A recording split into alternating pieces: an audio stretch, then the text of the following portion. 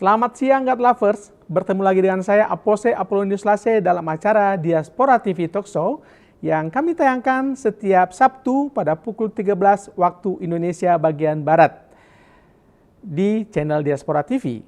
Nah, hari ini kita akan menampilkan seorang narasumber yang ingin berbagi kesaksian hidup ya setelah dipilih Tuhan menjadi pengikut Kristus pada tahun 1988, udah lama banget, dan lewat jalan berliku, tentangan menjadi hamba Tuhan dari keluarga pun pernah dialami.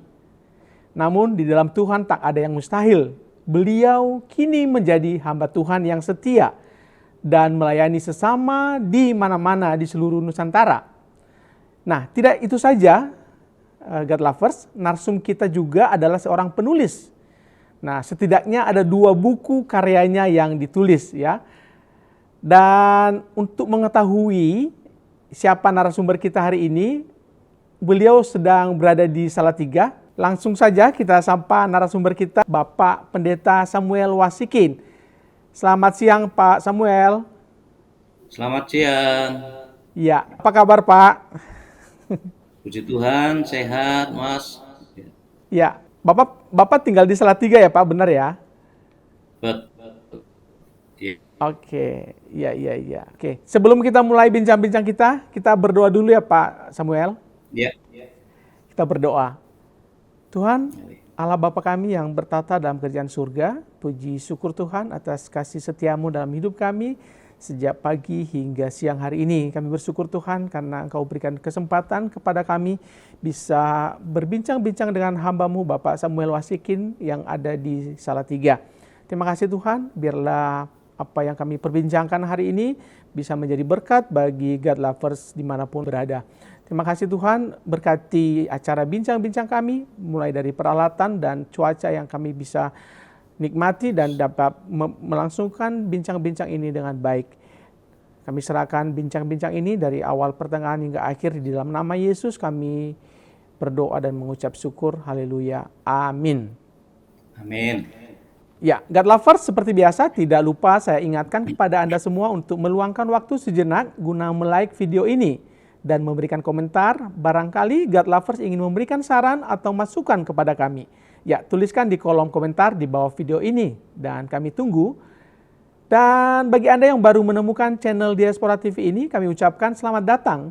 Kami juga ingatkan agar Anda mensubscribe channel Diaspora TV dan mohon menekan tombol bel notifikasi karena dengan begitu Anda menjadi orang pertama yang akan dikirimkan notifikasi oleh YouTube setiap kali ada konten baru dari kami. Ya, terima kasih.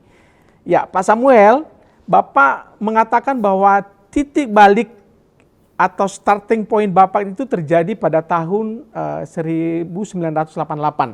Nah, di saat itu Bapak mengalami mujizat. Tetapi sebelumnya, apa mujizatnya? Mungkin banyak yang penasaran, Pak.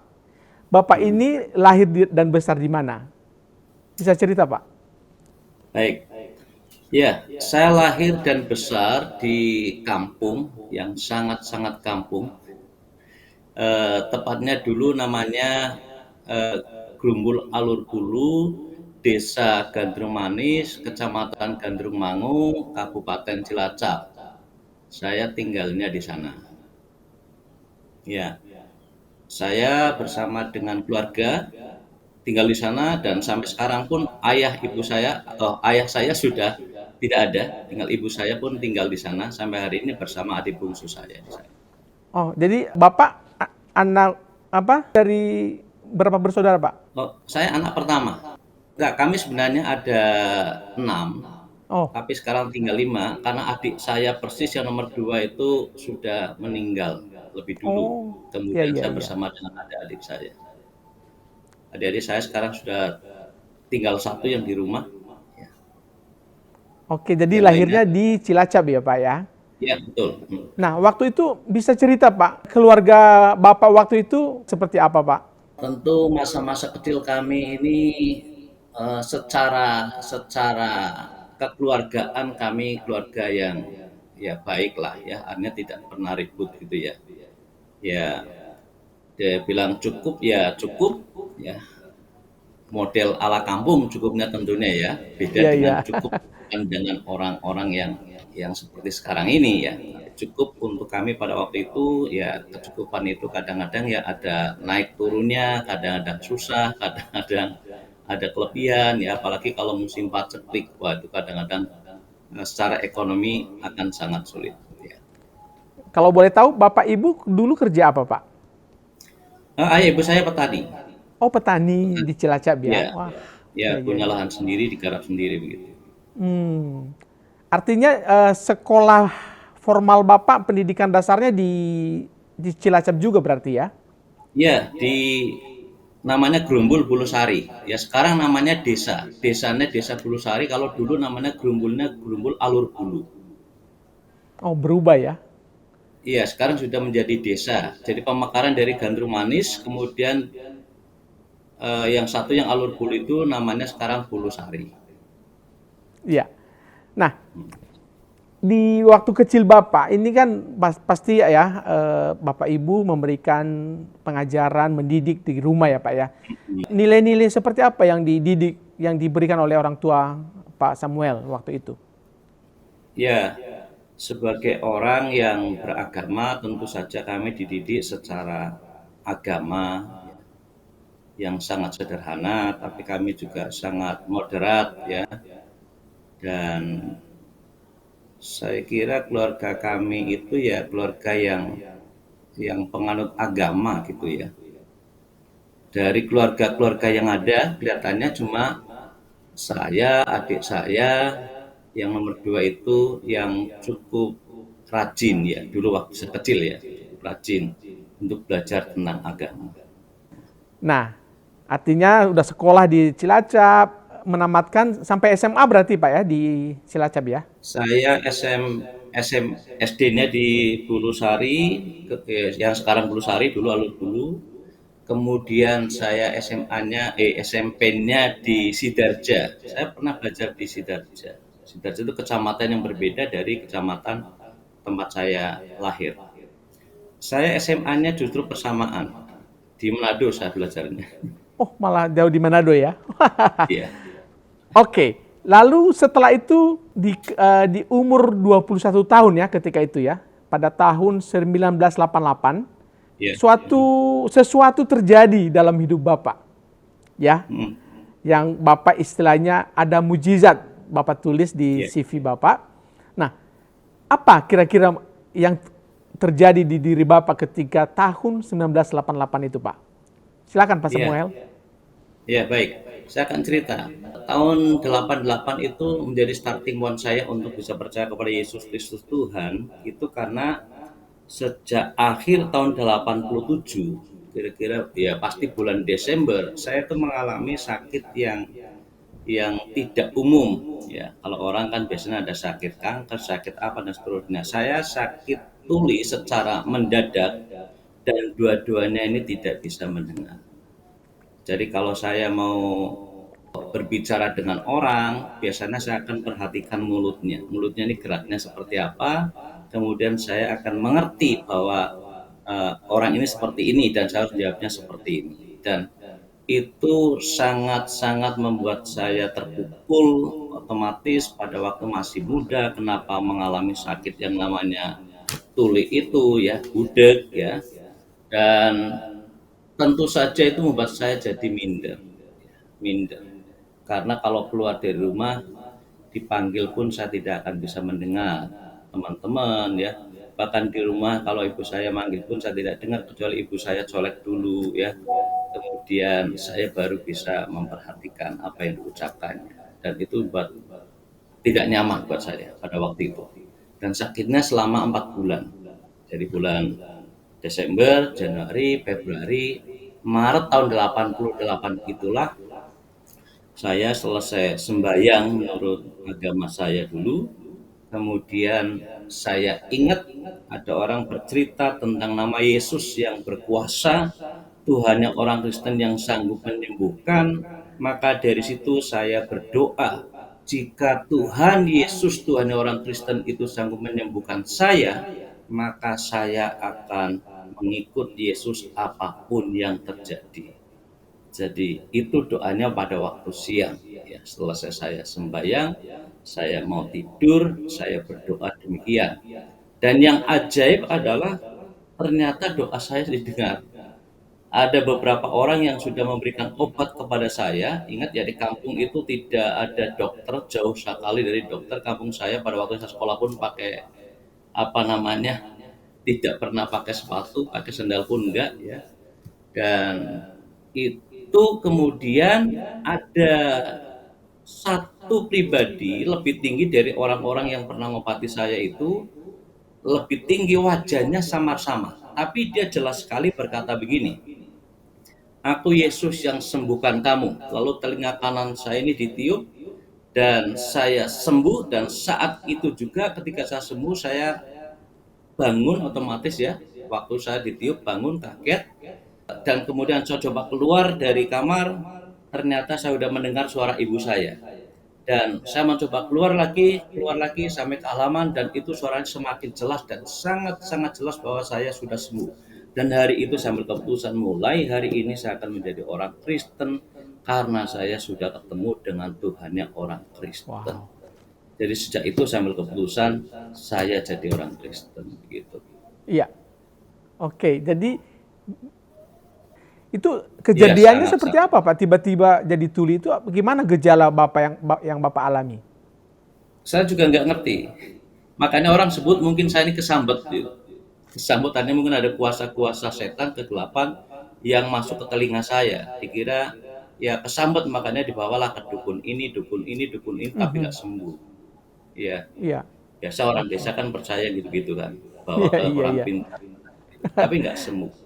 Dan belum sempat ke dokter ya?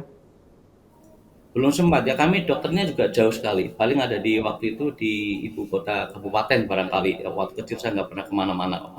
Iya. Tinggalnya di kampung gitu saja. Jadi alasannya kesambet aja ya, Pak ya? Ya, Nah, Bapak tiba-tiba teringat tentang ada pribadi sosok itu. Memang Bapak pernah dengar sosok Yesus itu sebelum Bapak saya tuli? pernah dengar.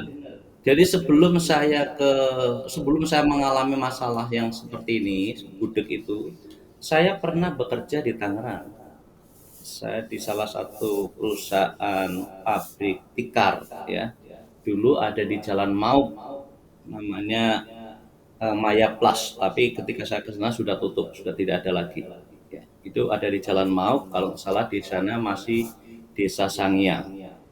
Nah, dari sana saya pulang, dan pulang itulah terjadi peristiwa itu. Dan puji Tuhan, dari situ Bapak pernah mendengar sosok yang namanya Yesus itu dari perusahaan Bapak itu. Dari teman-teman kan, di teman-teman itu kan juga ada orang Kristen. Tapi waktu di SMP pun saya sebenarnya udah dengar dari teman-teman Oh, yang waktu beragama SMP juga. Kristen. Oh, Iya, dari Eh, SMP pun sudah dengar ya tentang nama Yesus itu. Tapi kan kita abaikan saja. Tapi ketika saya ketemu di Tangerang, ketemu dengan beberapa orang Manado cerita tentang Yesus itu, kemudian saya juga mendengar banyak tentang kaitannya tentang Yesus itu siapa dan seterusnya ya, bahwa dia salah satunya adalah pembuat mujizat. Jadi udah dengar dari sejak SMP sudah dengar, tapi kan mengabaikan saja ya, tidak pernah dan ada lagi. tidak percaya.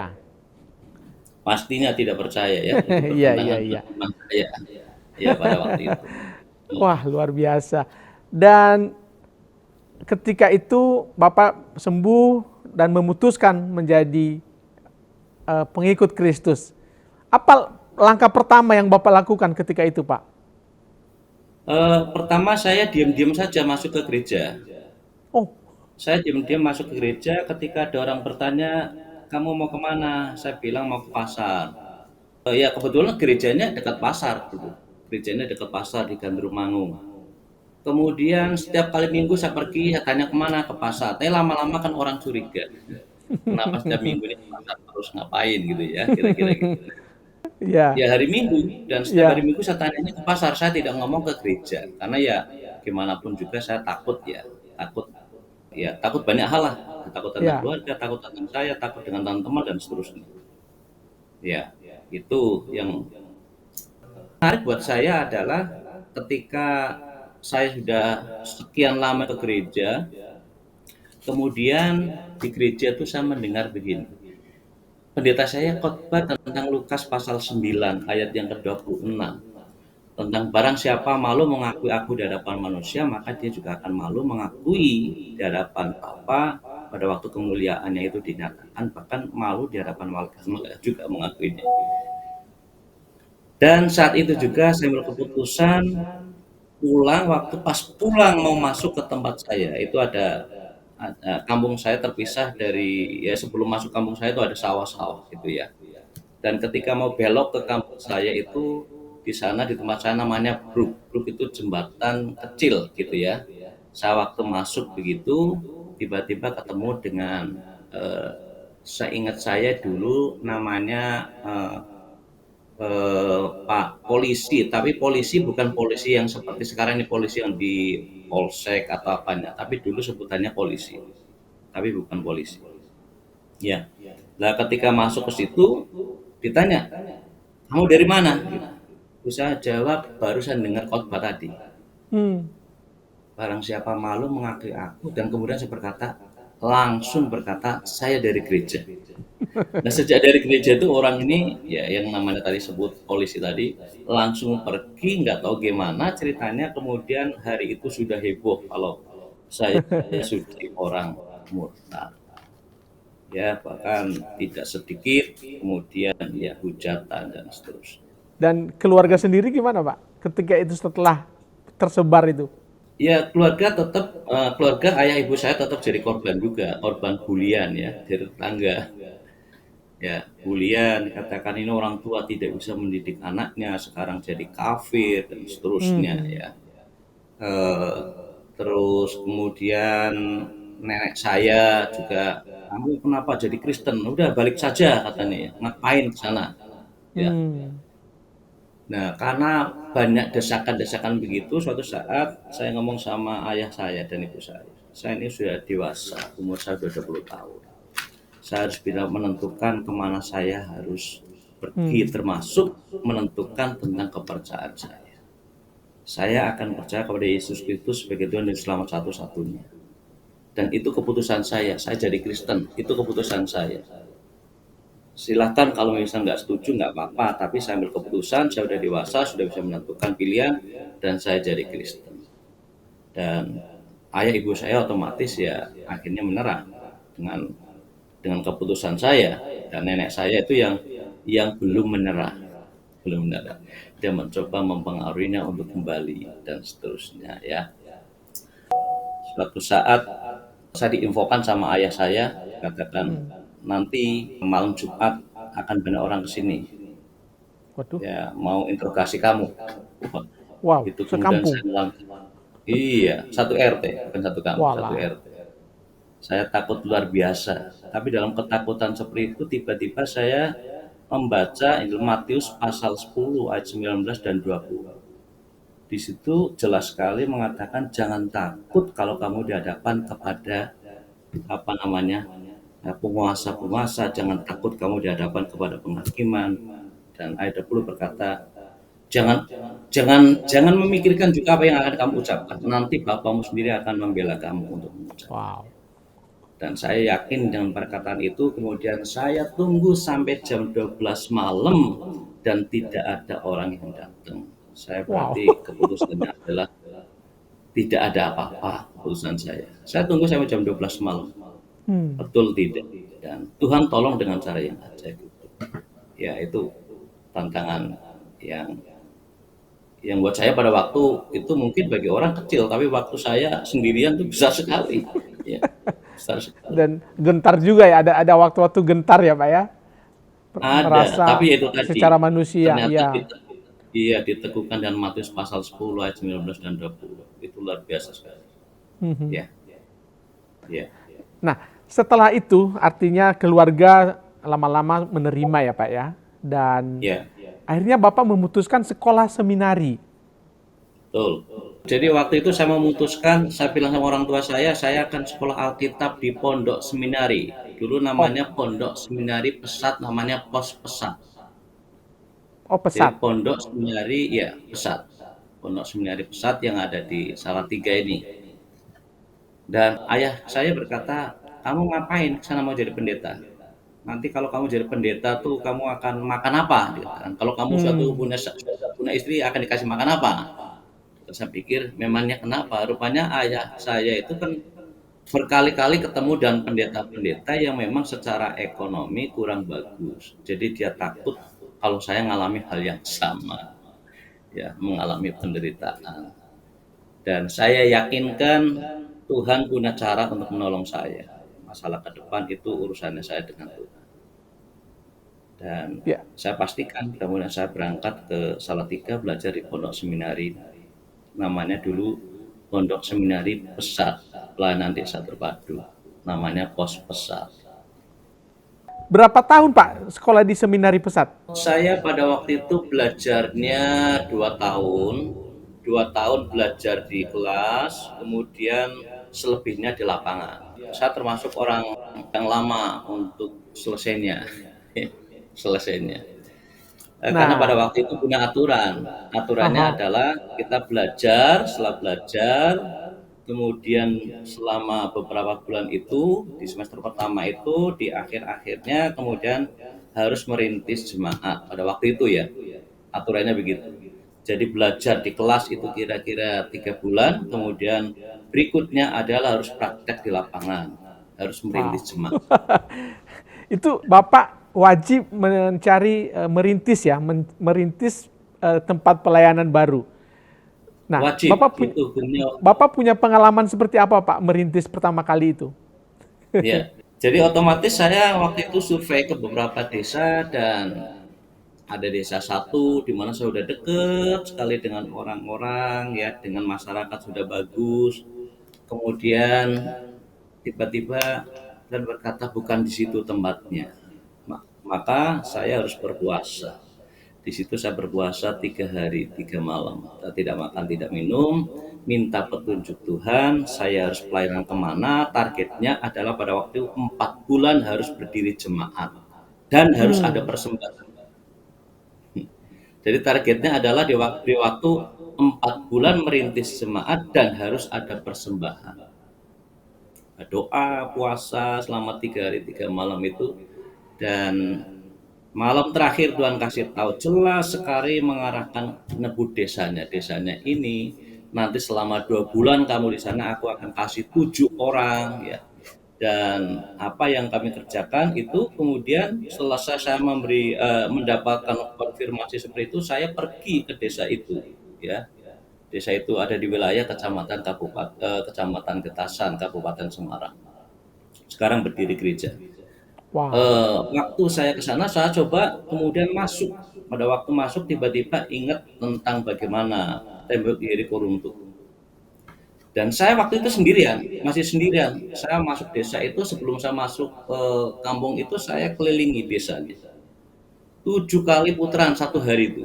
Jadi 1 hari muter 7 kali, mulai saya ngelihat ada kuasa-kuasa apa, tempat penyembahan berhala apa di situ. Kami coba, saya sendirian pada waktu saya coba petakan.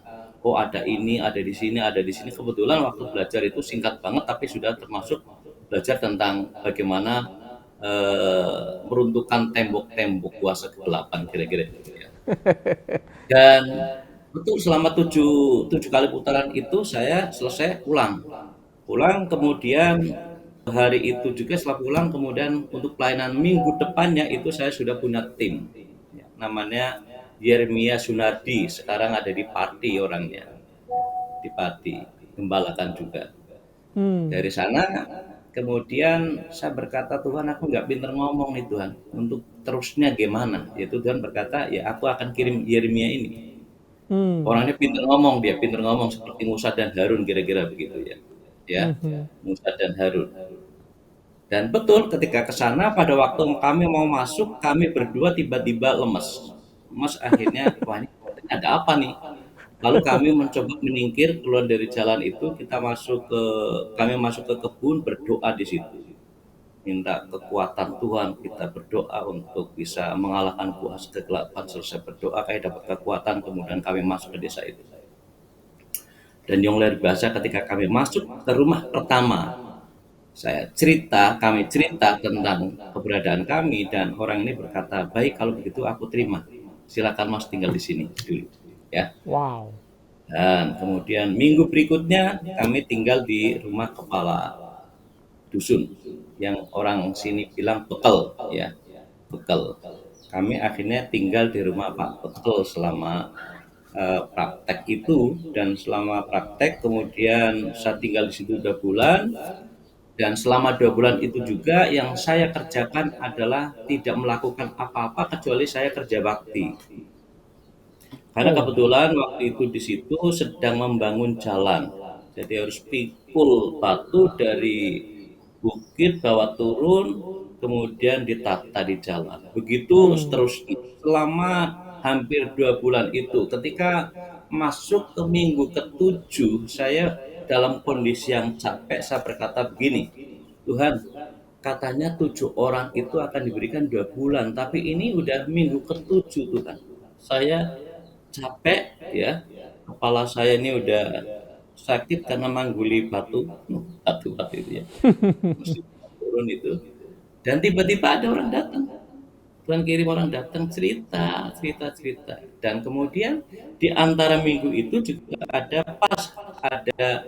ya peringatan, peringatan hari, ya, hari raya yang dilakukan oleh dusun itu, ya.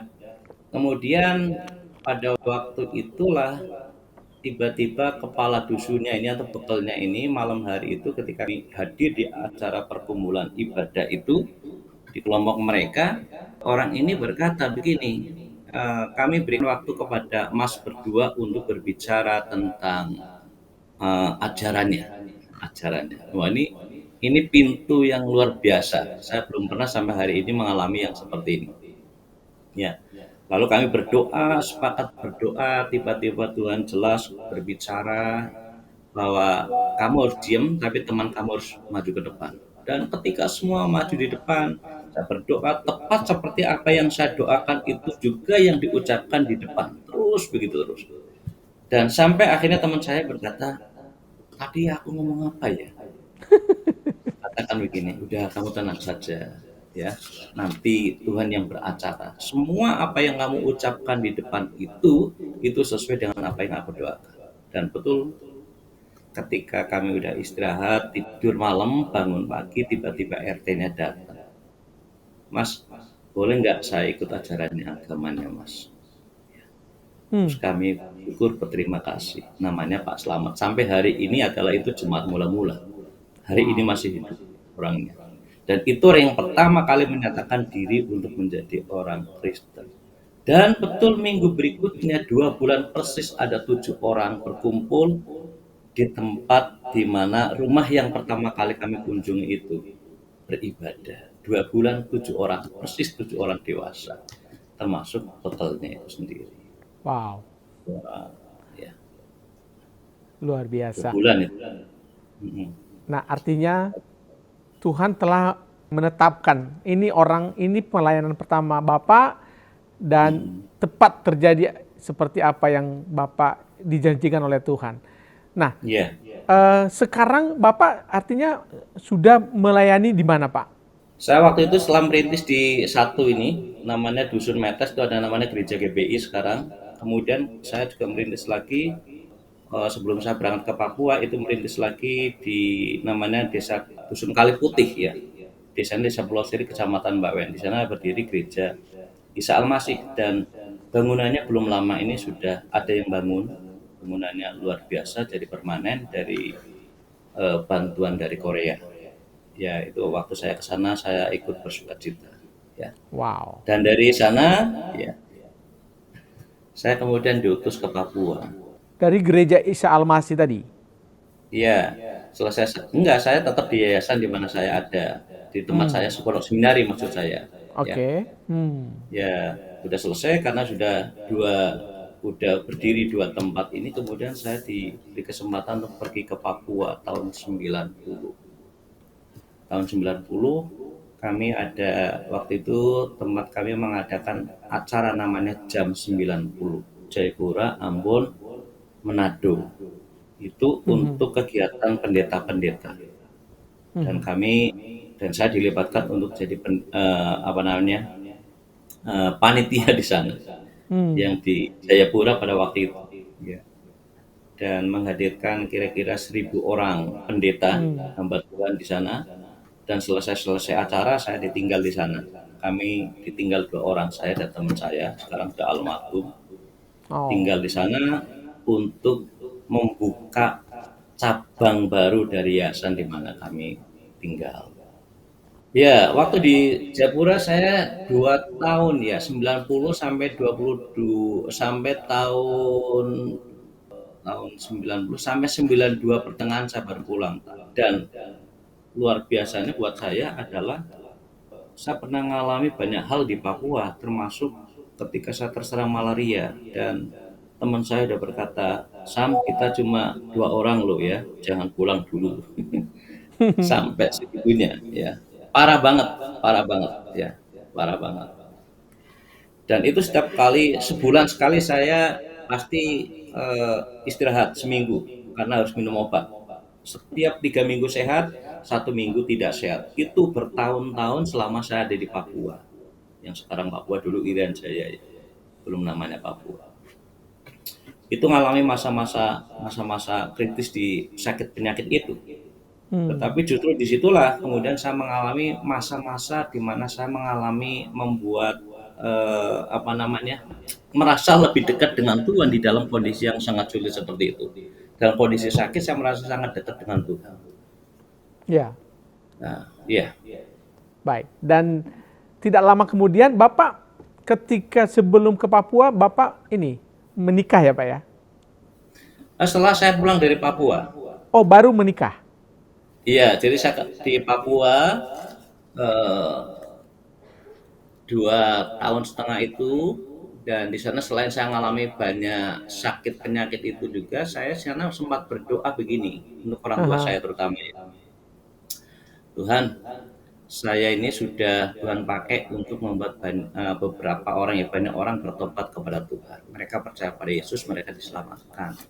Tetapi sementara orang tua aku sendiri nggak kenal Tuhan. Bagaimana ini Tuhan? Saya bilang gitu. Tiba-tiba berkata, jangan takut, itu urusanku, urusanmu adalah sekarang kamu melakukan apa yang aku mau. Serahkan saja orang tua kepada aku, suatu saat mereka akan percaya kepada Yesus Kristus Tuhan. Sesuai dengan kisah Rasul pasal 16 dan 13. Dan saya percaya itu, oh berarti Tuhan sedang izinkan saya untuk melakukan apa yang Tuhan mau, sedangkan ayah ibu pun nanti Tuhan yang punya cara untuk membuatnya mereka bertobat. Dan dari sana kemudian saya pulang di pertengahan tahun 92 itu, saya menikah tahun 93. Menikah Ya, tahun 93. ya, dan Ya, ya ini pernikahan saya. dengan Ya, Ibu Elizabeth Romini ya Pak, MPD. ya betul, ya. Juni 93. Oh, Juni 93. Ya. Iya, iya.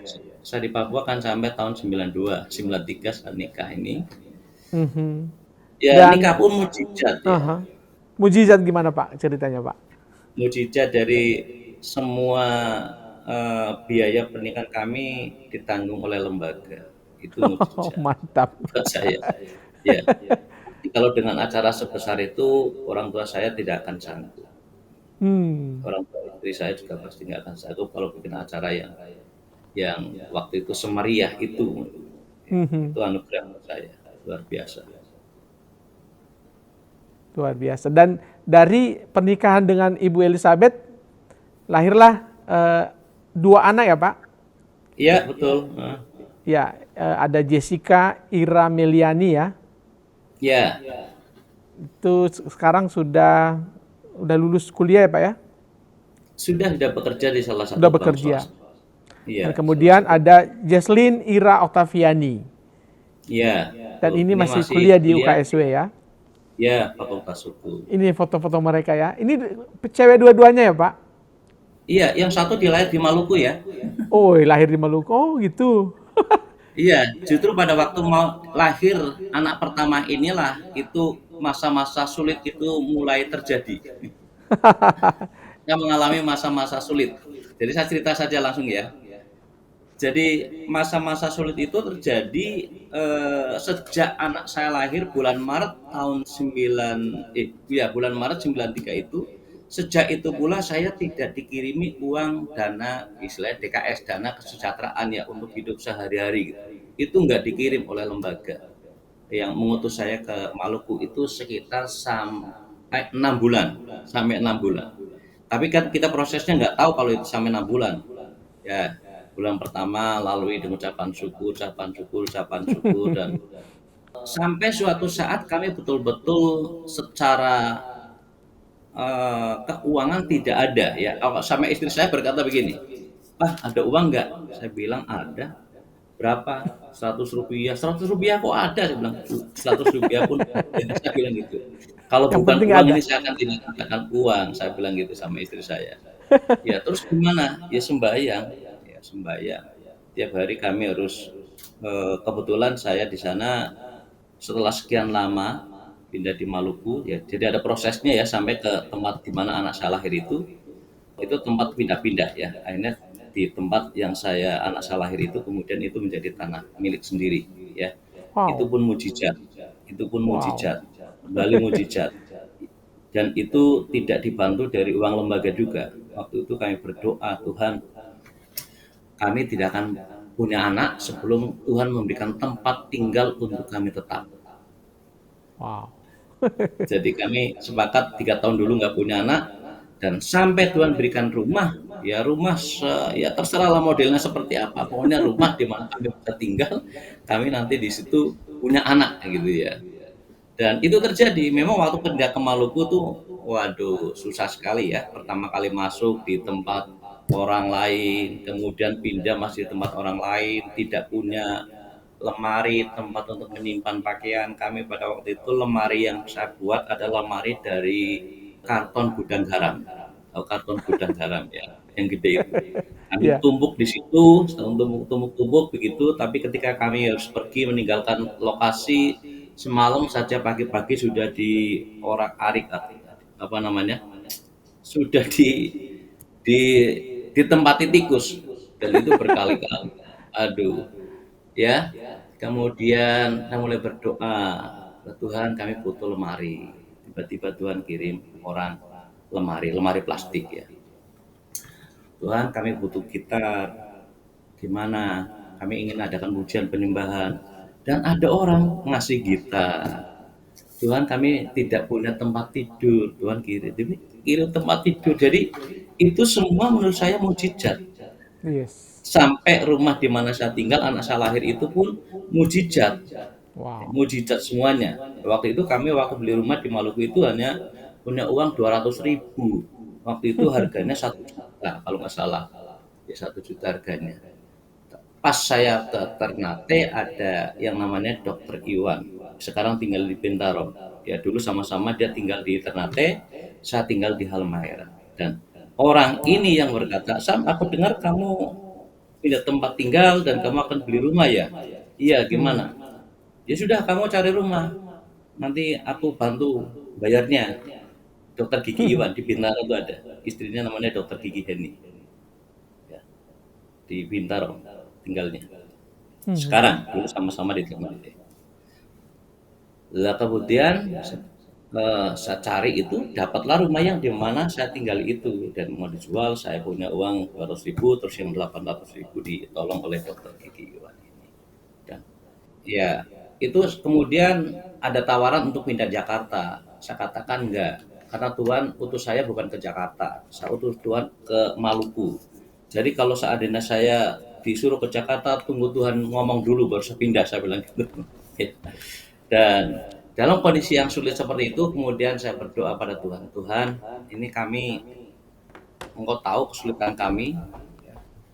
Kami makan juga agak sulit pada waktu itu. Jadi kalau ada makanan nasi itu hanya khusus untuk istri saya dan anak saya. Dalam kondisi yang sulit seperti itu, saya berkata, Tuhan, kalau saya dan istri saya bisa nahan lapar, tapi untuk anak saya kan perlu asupan gizi. Iya. Gimana caranya?" Dan itu Tuhan tolong dengan cara yang ajaib. Untuk setiap hari Sabtu itu ada orang yang secara ekonomi sangat-sangat tidak mampu. Secara ekonomi tidak mampu lah ya. Tapi tiap Sabtu itu justru ngantri susu, dulu namanya serelak ya, bubur serelak Hmm. ya, itu makanan bayi. Dulu terkenalnya serelak di sana. Dan itu betul sampai 6 bulan berikutnya. Tapi sebelum itu, di tengah-tengah masa-masa sulit itu saya berdoa kepada Tuhan, Tuhan, kalau seandainya masa sulit ini karena dosa saya, tolong kasih tahu dosanya. Saya akan bertobat. Tapi kalau bukan karena dosa, Tuhan juga kasih tahu dong saya, supaya saya bisa bersyukur dan mampu melalui semua masa-masa sulit ini. Tiba-tiba ketika saya berdoa pada waktu itu, saya sedang gendong anak saya, begitu saya berdoa begitu, Tuhan ingatkan tentang kata lembah Akor. Lembah Akor, saya kemudian buka di kamus, pengertian kata lembah Akor itu kayak lembah kesulitan. Mas Nur bilang lembah kekelaman, lembah bayang-bayang maut. Tetapi kata lembah Akor itu dalam Hosea pasal 2 ayat 14 ada lanjutannya. Lembah Akor akan diubah menjadi pintu pengharapan. Dan pintu pengharapan yang tidak mengecewakan karena kasih Kristus telah diserahkan atas Kristus sesuai dengan kitab Roma pasal yang kelima. Dan itu membuat saya yakin bahwa ini persoalan ini bukan karena saya berdosa, tapi karena saya diizinkan masuk dalam lembah kesulitan supaya saya mengerti siapa Allah yang memelihara hidup kami. Dan kami syukuri. Dan betul selama 6 bulan berikutnya itu ada mujizat yang tidak pernah saya pikirkan sebelumnya. Ya tiba-tiba dari lembaga mengirim uangnya 50% ya, yang sudah 6 bulan tidak dikirim 50%. Tiba-tiba dari Jakarta ada orang yang udah 2 tahun nggak ketemu, telepon lewat teman saya, aku akan kirim dana untuk kamu ya. Sejak itu juga ada orang berkomitmen, selama kamu di sini nanti setiap bulan aku kirim beras ya, kamu nggak perlu beli beras dan seterusnya sampai kami berkecukupan di Maluku sejak peristiwa masa-masa sulit selama 6 bulan itu. Dan dampaknya bukan hanya itu saja. Akhirnya ada orang yang berkomitmen membiayai anak saya sejak hari itu. Sejak hari selesai itu, anak saya disupport tiap bulan. Dan sampai kemudian kuliah pun ada yang support sejak dari lahir itu, masa-masa sulit itu sampai anak saya kuliah. Orang ini tidak berhenti untuk support anak saya. Wow. Dan itu berkat yang luar biasa buat saya. Tidak pernah terpikirkan sebelumnya kalau ada orang mau bantu sampai anak saya sampai kuliah selesai. Itu tidak mungkin kalau bukan Tuhan. Luar biasa itu yang di Maluku. Mhm. Ya, pernah ngalami masa-masa sulit juga dengan pelayanan. Terutama ketika kami pelayanan waktu itu mau ke desa ibu dan harus Hmm. berangkat dari Ternate tengah malam. Waktu tengah malam itu berangkat ke kecamatan ibu, di tengah perjalanan itu kami ditumpangi itu dihantam gelombang besar banget. Sampai orang berteriak-teriak menyebut nama Allah sesuai dengan mereka, ada yang takbir, ya Allahu Akbar, ada yang berkata Tuhan Yesus tolong dan seterusnya. Dalam kondisi yang ketakutan, bahkan yang pegang kemudi di depan itu, ya, pegang motor laut itu sempat terlempar dan lampunya juga terlempar. Semua itu tambah histeris. Tapi dalam kondisi seperti itu, tiba-tiba saya diingatkan oleh Tuhan, Yesus pada waktu ada gelombang besar dia tidur. Kemudian saya berkata, Tuhan maksudnya apa? Kamu sekarang tidur, tidak akan terjadi apa-apa. Dan Hmm. kemudian boleh membayangkan, seandainya laut ini, seandainya motor laut ini tenggelam pun kalau saya belum mati, bisa saja Tuhan buka lautnya, saya jalan di antara air seperti bangsa Israel. Atau didorong oleh ikan besar sampai ke pinggir laut. Itu Mantap. masa-masa yang mengerikan, tapi di satu sisi ada rema yang menyenangkan. Ya. Dan itu menunjukkan bahwa kebaikan Tuhan itu tidak pernah terbatas ya Pak ya. Tidak pernah Amin, dibatasi. amin. Bapak Ibu, pendaftaran untuk kelas sekolah orientasi melayani SOM angkatan ke-45 sudah dibuka ya. Bapak Ibu bisa mendaftar dari mana saja. Silakan mendaftar. Kelas akan dimulai pada hari Rabu 23 Agustus 2023 pada pukul 18.30 melalui aplikasi Zoom. Ya, di layar Bapak Ibu sudah ada informasinya. Nah, untuk pendaftaran, Bapak Ibu silakan menghubungi Ibu Sondang atau Ibu Frida Manopo dan nomornya silakan catat di yang ada di layar Bapak Ibu saat ini. Nah, kelas SOM ini sekali lagi tidak melihat Anda dari gereja mana. Ya, Anda dari gereja mana saja bisa mendaftar, asal percaya kepada Yesus Kristus tentunya. Nah, silakan pendaftar untuk belajar kebenaran Alkitab dan menguatkan iman dalam kekristenan. Dan sama sekali kami umumkan tidak dipungut biaya. Jadi kelas itu akan menggunakan aplikasi Zoom. Nah, God Lovers, kini juga Anda memiliki kesempatan mendukung setiap program penjangkauan jiwa di Diaspora TV. Ya, salah satunya dengan mendukung program Talkshow ini. Anda bisa mengirimkan dukungan Anda ke rekening yang ada di layar kaca dan atau scan kris yang tersedia. Ya, jangan lupa bubuhkan angka 04 di belakang nominal donasi saudara. Bukti transfer dikirim ke nomor WA yang ada di layar kaca God Lovers semua. Ya, terima kasih. Nah, di ujung telepon telah bersama kita juga seorang sahabat dari Pak Samuel yang tinggal sama juga di kota yang sama di Salatiga.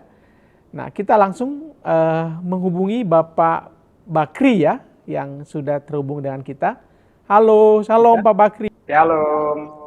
Apa kabar Pak Bakri? Puji Tuhan, kabarnya baik, Pak. Iya. Iya, saya ketemu Pak Samuel itu sudah 2008 tahun yang lalu. Jadi waktu itu saya pelayanan di tempatnya Pak Samuel. Jadi benar apa yang diceritakan Pak Samuel itu. Jadi saya pernah ke rumahnya beliau.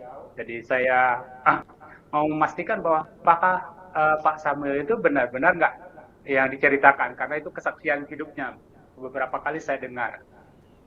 Nah, ada yang menarik ketika saya ketemu keluarganya Pak Samuel yang seperti yang diceritakan. Waktu itu memang Pak Samuel satu-satunya orang Kristen di sana. Tapi lewat hadirannya di sana beberapa bahkan di gereja di sekarang itu di RT-nya itu ada gereja. Jadi ada gereja di kampungnya Pak Samuel. Jadi saya ketemu itu karena saya pelayanan di tempatnya beliau, kemudian sekaligus waktu itu pimpinan saya, jadi ketemulah. Jadi istilahnya Pak Samuel itu kan mentor saya, jadi mentor rohani, terus rekan sekerja, kira-kira begitu. Tapi Pak Bakri ini juga dari awal sudah mengenal Kristus. Iya, kalau saya sih dari awal sudah mengenal Kristus. Jadi keluarga saya keluarga Kristen. Saya dari Mentawai, Sumatera Barat. Saya lulus SMA, saya kemudian masuk seminari sama seperti Pak Samuel. Kemudian saya belajar, kemudian diutus kebetulan tempat saya pelayanan itu di tempatnya Pak Samuel di Cilacap. Oh iya. Dan akhirnya sampai sekarang bekerja sama dengan Pak Samuel ya? Iya, bekerja sama dengan beliau. Jadi lama sekali saya satu tim. Kebetulan waktu itu Pak Samuel jadi pimpinan saya. Jadi saya mengenal baik dengan beliau, dan beberapa yang diceritakan tadi itu betul ya.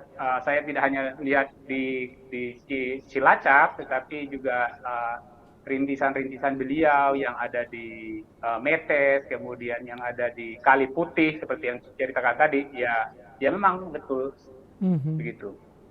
Nah, Pak Bakri, apa harapan kepada Pak Samuel? Saya berharap bahwa Pak Samuel itu tidak berhenti menginspirasi orang, tidak berhenti dari sini saja, tapi lebih banyak menjadi berkat bagi gereja, bagi hamba-hamba Tuhan, bagi anak-anak muda. Lewat hidupnya, kalau masa lampau hidupnya sudah menjadi berkat, tapi saya rindu bahwa hari-hari yang akan datang, waktu-waktu yang akan datang, Pak Sam juga jadi berkat bagi banyak orang. Ya, Pak Samuel, mungkin ada yang mau disampaikan ke Pak Bakri, Pak Samuel? Saya berterima kasih kepada Pak Bakri karena Pak Bakri pernah pelayanan di tempat saya, di kampung saya. Dan waktu itu kelihatannya waktu mulai pelayanan di sana saya belum jadi pimpinannya Pak Bakri ya. Setelah saya jadi pemimpinannya, kemudian saya turun ke sana, langsung lihat Pak Bakri ternyata di sana dan beberapa teman di sana. Bahkan yang waktu itu kelihatannya belum ada hasil, tapi sekarang hasilnya luar biasa. Ya. Jadi pelayanan Pak Bakri itu. Ya. Dan ada satu orang yang sudah kemana-mana hasil dari pelayanan timnya Pak Bakri yang ada di sana. Dan ya, terima kasih buat Pak Bakri yang sudah mengkonfirmasi. Berarti setiap hari ketemu ya sama Pak Bakri ya? Ya, sekarang ketemu cuma beda divisi. Oh, beda divisi. Iya.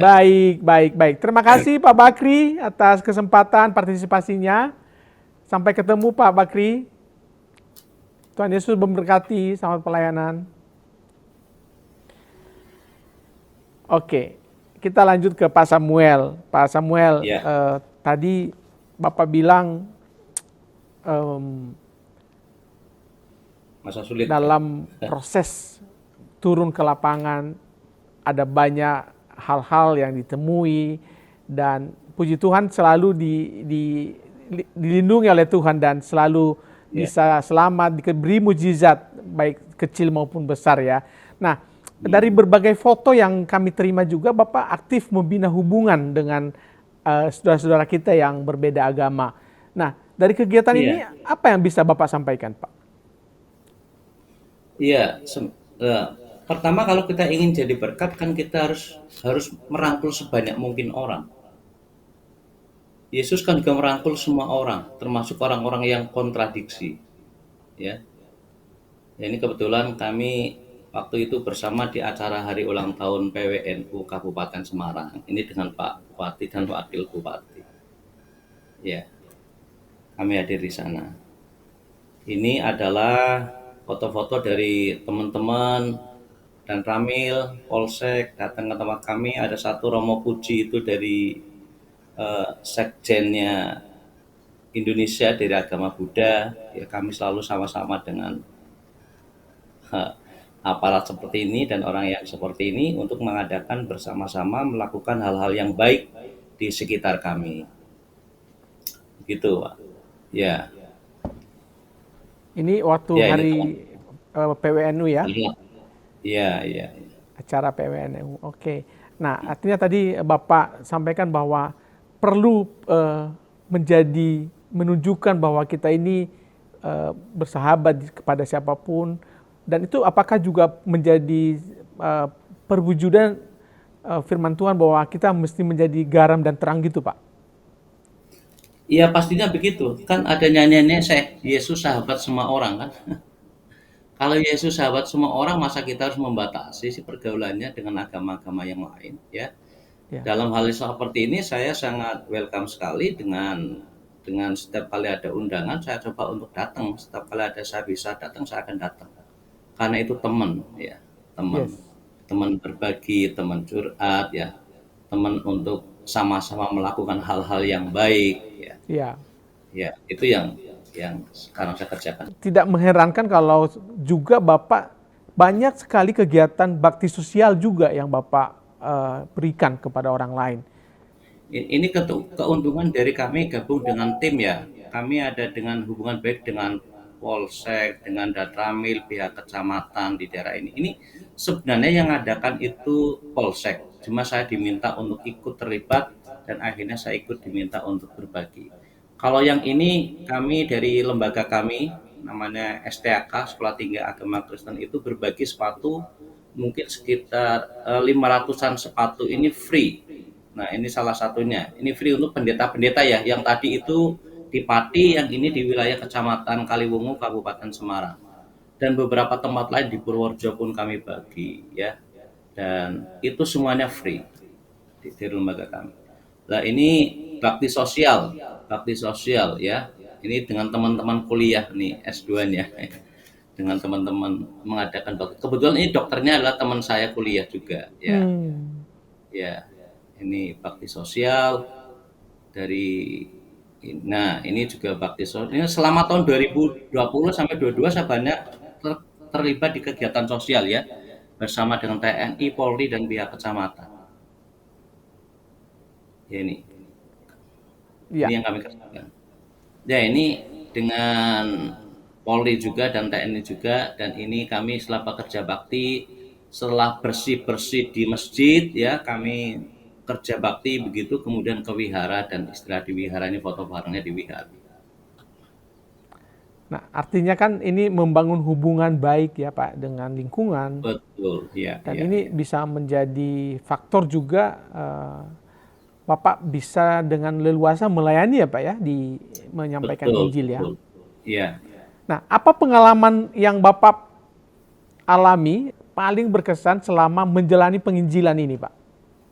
Ya, nggak tahu tahun berapa itu saya pernah harus menginap di salah satu Polres ya. Pernah nginep karena dituduh kristenisasi. Wow. Dan kami sempat semalaman itu. Tapi setelah diinterogasi di BAP-nya, kemudian saya lihat BAP-nya tidak ada yang memberatkan saya. Dan kemudian saya tanda tangan. Dan pagi harinya dilepaskan juga sih. Ini ya udah Pak, boleh pulang, karena dari pimpinan kami mengizinkan Bapak boleh pulang. Tidak ada masalah. Itu pernah kejadiannya Pak, itu tahun kapan tadi Pak? Itu? Wah itu tahun 2010 atau tahun 2012 kira-kira itu. Di antara itu. Dan di Cilacap juga? Oh enggak, di tempat lain. Di tempat lain. Nah, itu bukan di sini. Ya, pengalaman menarik sih, menarik. Tapi sejak itu kami terus itu tadi ada usaha untuk membangun hubungan. Bahkan orang yang sempat nangkep saya itu pun akhirnya mereka mengalami waktu itu telepon sama saya. Pak, tolong jangan nanti kalau pimpinan saya jangan kasih tahu ya kalau saya tadi mendak Pak Samuel ya. Karena mendak saya tadi, dia bilang. Rupanya pada waktu itu juga nggak tahu gimana ceritanya sih, teman-teman bilang itu dari Kontras juga datang, dari apa datang. Ya. Apakah betul begitu? Karena waktu kejadian yang tadi saya nyebut Kontras datang ke studio, saya pada waktu itu saya sedang tidak ada di rumah. Oh. Saya sedang ada di Bogor waktu itu. Nah, Pak Samuel, Ya. dalam penginjilan, apa saja prinsip-prinsip yang selalu Bapak pegang? Ya kasih ya, tidak ada yang lebih hebat daripada kasih. Orang mau ngomong apa saja tanpa menunjukkan kasih tidak akan pernah bisa. Kasih kepada Tuhan, kasih kepada sesama. Dan itu yang Bapak lakukan terus? Ya, sampai hari ini. Dan kami bahkan ini baru saja bukan membentuk, kami ada 4 orang, jadi kebetulan saya diminta untuk jadi ketuanya, bentuk namanya Gloria Ministry. Gloria Ministry itu adalah yang bergerak kepada ya produk-produk tertentu nantinya ke depan, dan semua nanti keuntungannya akan dipakai untuk pelayanan sosial. Ya, luar biasa. Sosial. Ya, selama kami dan saya bersyukurnya adalah bahwa kami sekarang terlibat di lembaga yang luar biasa yang berorientasi kepada bagaimana mempersiapkan leader. Jadi harapannya ada tahun 45 ya, 45 ada sekitar 70 leader paling tidak dipersiapkan untuk menjadi pemimpin-pemimpin di bangsa. Ya, itu luar biasa. Bersyukur terlibat di dua lembaga ini. Nah, untuk konteks kekinian sekarang ya Pak, ini zamannya TikTok, zamannya teknologi sudah sangat maju. Nah, menurut Pak Samuel, apa yang harus diperhatikan oleh seorang penginjil Pak saat turun ke lapangan di zaman kekinian seperti ini? Ya, saya kira prinsip-prinsip tentang karakter Kristus itu tidak boleh lupa. Ya. Dan kemudian kalau diberkati jangan mengubah gaya hidupnya, tapi ubahlah gaya memberinya. Misalnya, saya diberkati dengan banyak, tapi yang merubah justru gaya hidup saya, itu salah. Harusnya menurut saya adalah ketika semakin banyak orang diberkati, semakin pula harusnya gaya memberinya semakin besar. Ya, itu untuk saya ya. Kalau untuk penginjil-penginjil tetap perhatikan tentang apa yang Yesus sudah buat ya, teladani di sana dan eh, tetap menurut saya apapun yang terjadi kita harus tetap melakukan eh, kabar baik itu ya, apapun ya, kabar baik tetap harus disampaikan supaya banyak orang mengenal kabar baik. Tantangan pasti ada ya, godaan pasti ada, tetapi fokus kepada pewartaan kabar baik itu sangat luar biasa nanti. Ya, fokus pada pewartaan kabar baik ya Pak. Nah, ada banyak ya juga kita dengar ya Pak ya, ada kesan bahwa ini dalam konteks pelayanan oleh beberapa oknum ya Pak, ini oknum ya Pak ya, tidak lagi menjadi ajang mencari jiwa Pak, tetapi ajang pencitraan di media sosial dan ajang untuk mencari cuan ini Pak. Nah, apa tanggapan Bapak ini Pak di akhir-akhir ini? Ya, saya kan tidak mengerti motivasi teman-teman ya. Jadi saya tidak mau berpolemik di situ. Selama orang itu melakukan hal yang baik, mendatangkan kemuliaan bagi Tuhan, silakan kerjakan. Jadi saya tidak mau berpolemik antara ini orang ini cari cuan, orang ini yang murni dan seterusnya. Saya nggak mau berpolemik di situ.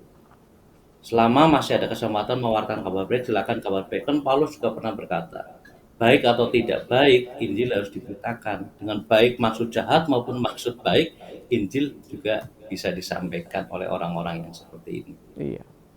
Ya, Iya. luar biasa. Tentang buku Ya. Bapak, Bapak juga seorang penulis ya. Ada 2 buku Bapak. Satu bukunya ya, buku yang saya tulis ini. Ini sebenarnya satu tema yang sama, tetapi ini Ada apa satu kayak buku Ada Apa Dengan Cinta itu ya? Judulnya pasti ada apa-apa dengan cinta dan pacaran. oke, ini apa isinya ini Pak, buku ini? Ini untuk remaja sebenarnya ya, pemuda remaja yang masih pacaran, bagaimana sih berpacaran dengan baik, bagaimana itu mengenal istilah-istilah itu, kemudian menjalankan sesuai dengan firman bagaimana, dan ini ada panduannya ada di sini. Panduannya ada di sini. Dan ini Bagaimana bisa dicari di mana Pak? Bisa dibeli di mana? itu ada di Gramedia, ada di Shopee, di medsos. Ini penerbitnya Adi Offset. Di offset. Oke, sekarang Iya. buku kedua Pak. Nah, buku keduanya tadi saya belum ketemu, buru-buru ya nyarinya. Oke, Tapi ya. Akar Dosa, judulnya Akar Dosa. Jadi itu sebenarnya dulu saya menulis tentang 7 penyakit rohani yang membuat orang itu bisa mati secara rohani. Tapi kemudian sama Andi Offset diminta untuk isi satu bab lagi, saya isi satu bab lagi, kemudian diubah judulnya menjadi Akar Dosa. Dan itu juga tersedia di toko buku ya Pak? Ya, di toko buku. Ya, Ya. artinya God Lovers bisa membeli ya buku-buku karya dari Pak Samuel ya di toko buku terdekat, dan ini pasti bisa membangun iman kita, terlebih lebih pada remaja-remaja ya Pak ya yang Ya. sedang jatuh cinta, dan bagaimana pacaran gaya Alkitabiah itu yang akan disampaikan di dalam buku ini. Baik, kita berada di ujung pertemuan kita hari ini Pak. Dan mungkin untuk mengakhiri acara ini, Bapak mungkin ada pesan-pesan khusus Pak kepada pendengar kita, kepada semua God Lovers yang ada di luar sana. Ya, apa pesan-pesan Bapak kepada mereka Pak? Silakan Pak. Ya, pesan saya adalah ketika saudara mengenal Tuhan, kenalah Tuhan dengan baik. Jangan cuma dari kata orang, alami Tuhan dalam hidupmu supaya hidupmu betul-betul mengarah kepada Tuhan yang benar. Dan kalau muncul dengan berbagai macam ragam pengajaran, ragam penilaian terhadap seseorang, saya selalu ingat tentang Matius pasal 23, kemudian Kisah Rasul 17 ayat 10. Jadi itu masa-masa di mana waktu itu sebenarnya masih belajar, dan sampai hari ini saya pegang. Ketika ada sesuatu yang sekarang kan banyak polemik ya. Ketika itu muncul, ingat Matius pasal 23 ayat 2 dan 3. Ya. Kalau ada orang mengajarkan sesuatu kepada kamu tetapi dia tidak melakukannya, jangan tiru tingkah lakunya, tapi ikuti ajaran yang baiknya. Itu perintah firman. Lalu di dalam Kisah Rasul pasal 17 ayat 10 di sana dikatakan orang-orang Yahudi yang ada di kota itu, mana di Berea itu lebih baik hatinya orang di Tesalonika. Karena apa? Mereka ketika mendengar firman, kemudian mereka menyelidiki, benarkah demikian firman? Kalau tidak setuju tinggalkan, kalau setuju silakan diikuti firman-Nya. Jadi pesan saya, mari jadi orang Kristen yang memiliki hubungan pribadi dengan Tuhan. Makin hari makin kita bijak, makin kuat, tidak mudah diombang-ambingkan dengan berbagai macam pengajaran yang mungkin dalam tanda kutip menyimpang dari firman. Kita harus bergantung pada firman. Segala sesuatu yang kita dengar, kembali ujinya adalah firman. Bukan pikiran kita sendiri, bukan emosi kita sendiri, bukan yang lain-lain, hanya firman yang menjadi tolak ukur kita jadi orang Kristen. Terima kasih Pak Samuel. Kita akan akhiri acara ini. Semoga lain waktu kita bisa bertemu kembali. Shalom. Shalom. Shalom. Ya, God Lovers, terima kasih atas kesetiaan Anda semua. Saya Apose Apolonius Lase bersama semua kru Diaspora TV yang bertugas pamit undur diri. Sampai bertemu di lain waktu. Tuhan Yesus memberkati. Shalom.